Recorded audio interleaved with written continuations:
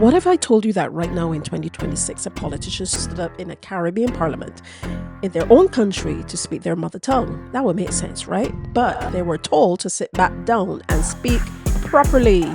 Yes. What if properly meant forget the language your grandmother spoke and use the language of the people who colonized you?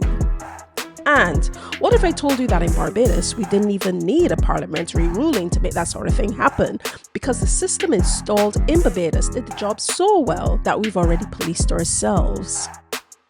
Now, this ain't hypothetical, and I'm sure you may have heard about this, but Wednesday, May the 13th of this year, in Gordon House, Kingston, Jamaica, the opposition MP Nekeisha Burchell stood up to deliver her maiden sectoral speech. Pay attention to this one. She is the opposition spokesperson on creative industries, culture, and information. That is her portfolio, culture, her own brief.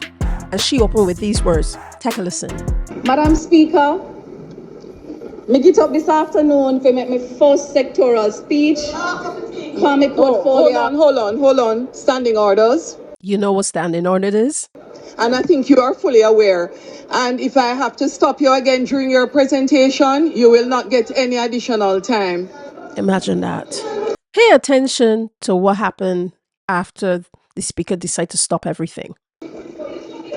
Broken English.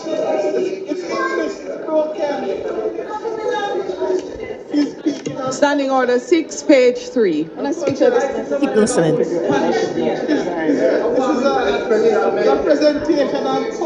That's a presentation on culture. That right there. That you hear there, so was the chamber pushing back in real time. People who knew exactly what just happened. People who felt it, right?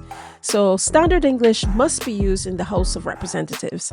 That is the Standing Order 6, written in 1964, 2 years after the Jamaican independence. The rule was cited, the warning was issued. If she had to be stopped again, she would lose time from her speech, as you heard. And then, with complete composure, complete dignity, Miss Burchell said this thing. Madam Speaker, perhaps I should abandon that attempt to use our local language, because I have been reminded of the linguistic conventions of this honorable house. Well, if that wasn't a diss, I must be on Mars. No, I want you to hold on to all of that one, right? Because she was speaking to a debate on culture, on creative industries. She was speaking about the language of the people, and she was silenced in the language of the empire. You cannot get away from that. This is exactly what happened there. The Guardian in the UK covered this on May 21st. This conversation has literally gone international. People are arguing about whether the speaker was right or not, and whether it was appropriate, whether it actually matters. And here's something that really stopped me. In the public debate, online and in the comments and in the disclosure, someone brought up Barbados. Used Barbados as an argument for why Jamaica should focus on English literacy instead of pushing for patois in official spaces. Excuse me? And this is why we're going to talk about this one here. So today, I am not here to have that argument. So if you got that in your head, you can knock them out right now. Because here's what the record actually shows. This is the same old story, still running long since at least the 1600s. Long time so. In Barbados, we didn't need a parliamentary ruling. The school did all the work.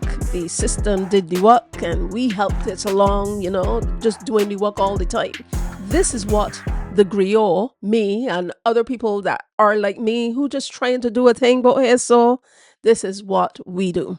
We gonna go along into the archive, so come and join me. Hit subscribe so you don't miss do.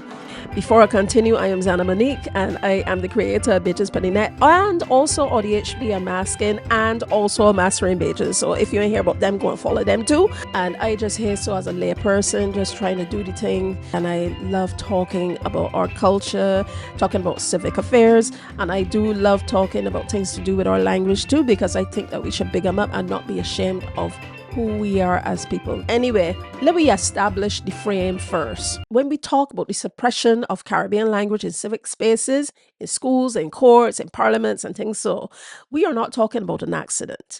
We are not talking about something that happened casually. We are actually talking about a deliberate architecture.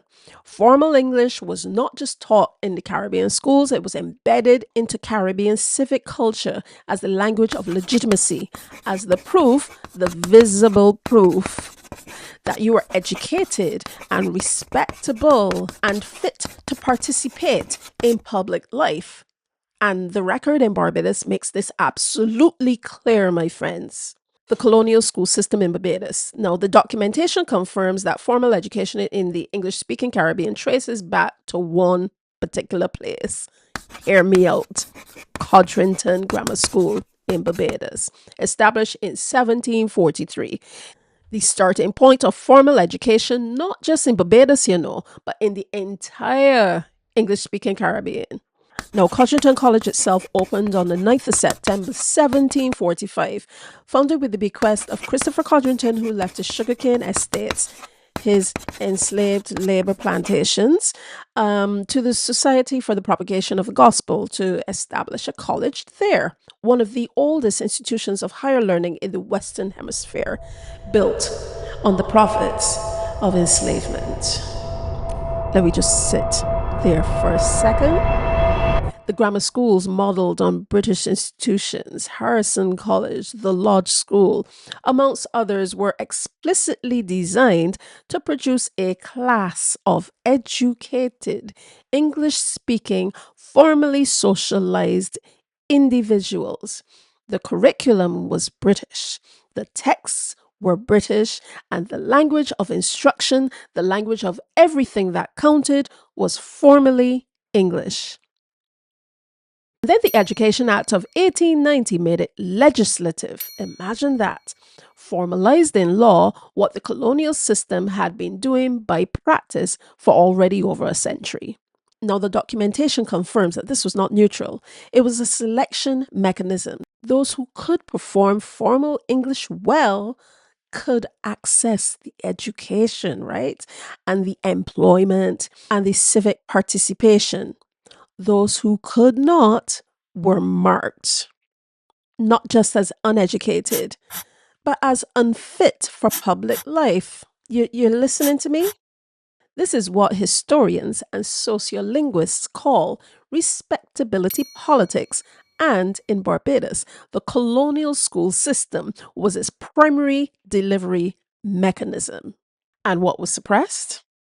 Well, if you've been with us since our Living Archive episode on Bajan language, you already know this. If you haven't, the link is in the description. Go and watch them after this one, because what I'm about to say will land differently once you have seen that. Right? Bajan language is not broken English. I mean, I cannot drive that home enough, because we all need to get that out of our heads, especially those of us who were inundated with speaking a certain way and intake of what colonially had been imprinted upon us, right? Inundated with it. The documentation confirms, and the academic work of Creole linguists confirms, that what we speak has deep grammatical roots that connect directly with the West African languages spoken by people who were enslaved and brought to the shores of Barbados. Now, please forgive me if I pronounce this incorrectly. The Kwa language family. So you have the Akan, the Igbo, the Yoruba. These are not footnotes. These are the actual foundation of the language. Now, the aspectual markers in Bajan, the way we indicate ongoing action, the way we structure tense,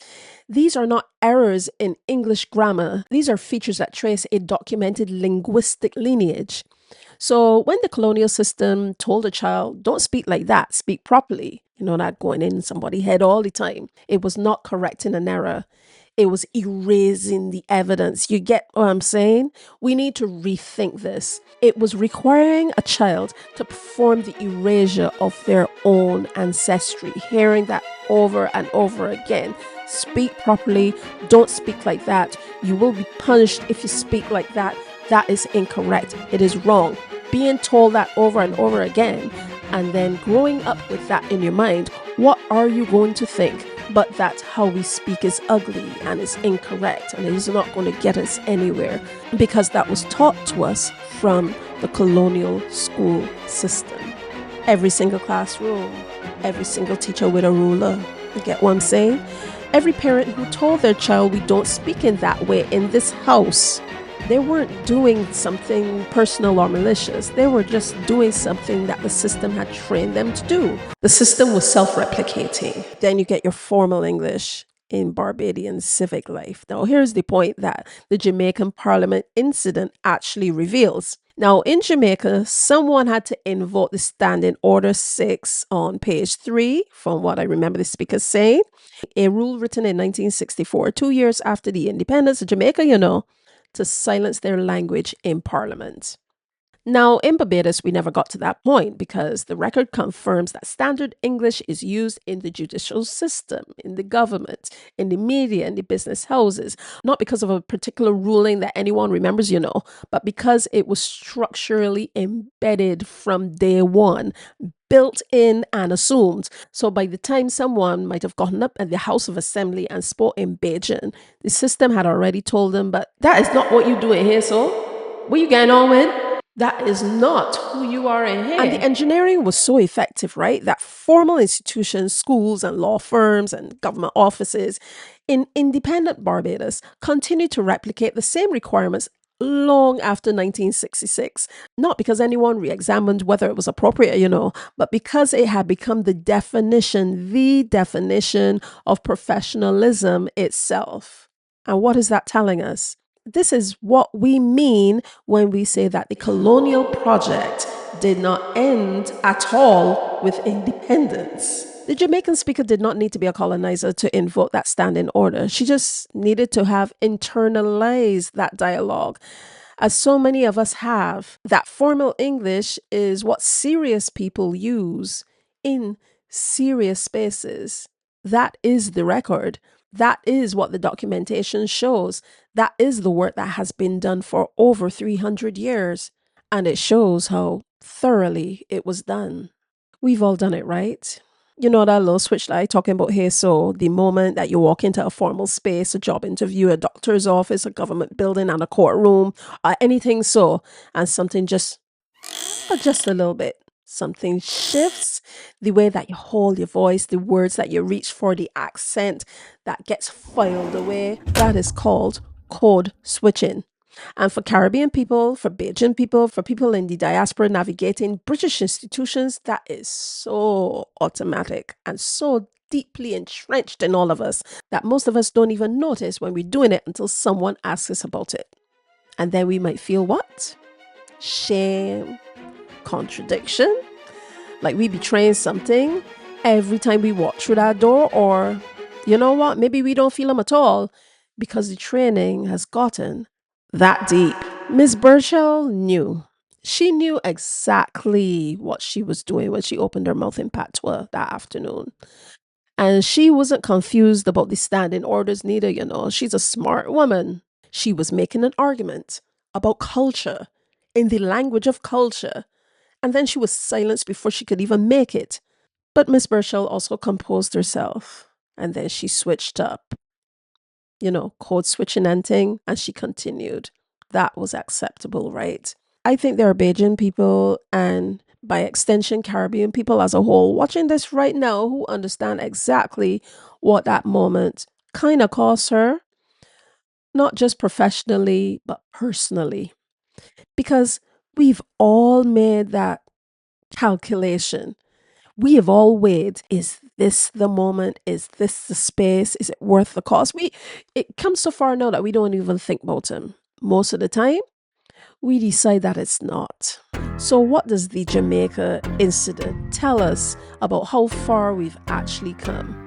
Honestly, it tells us that the conversation is happening publicly in Parliament and on record, that someone actually stood up in the culture brief and tried. That is essential, that is important and good for her. The argument is now out in the open in a way that it wasn't 10 years ago. And that is not nothing. However, it also tells us something, that the standing orders are still there. Like what? The architecture built by the colonial system is still standing. That in the highest democratic chambers of the Caribbean, chambers that exist because our people fought for independence, the rules still say speak their language or be silent. And you know what the most painful thing of all is? That we enforce it against each other without even thinking every single day. The record doesn't forget this. The archive is the protection. When we document things like this, when we name what the colonial education system has done to us, when we trace it from the classroom to parliament, when we sit with what Miss Burchell's composure actually meant, we are doing something that the system did not want done, you know. We are actually making it visible. Because the most effective colonial systems are the ones you do not notice, the ones that feel like good manners, you know, that was indoctrinated, the ones that feel like professionalism, the ones that feel like that's common sense. The griot's work, our work, is to hold up the record and say, look here, so look at how this was built, look at where it lives, you know, in here and in here, and look at what it costs us. Not in anger, but clarity.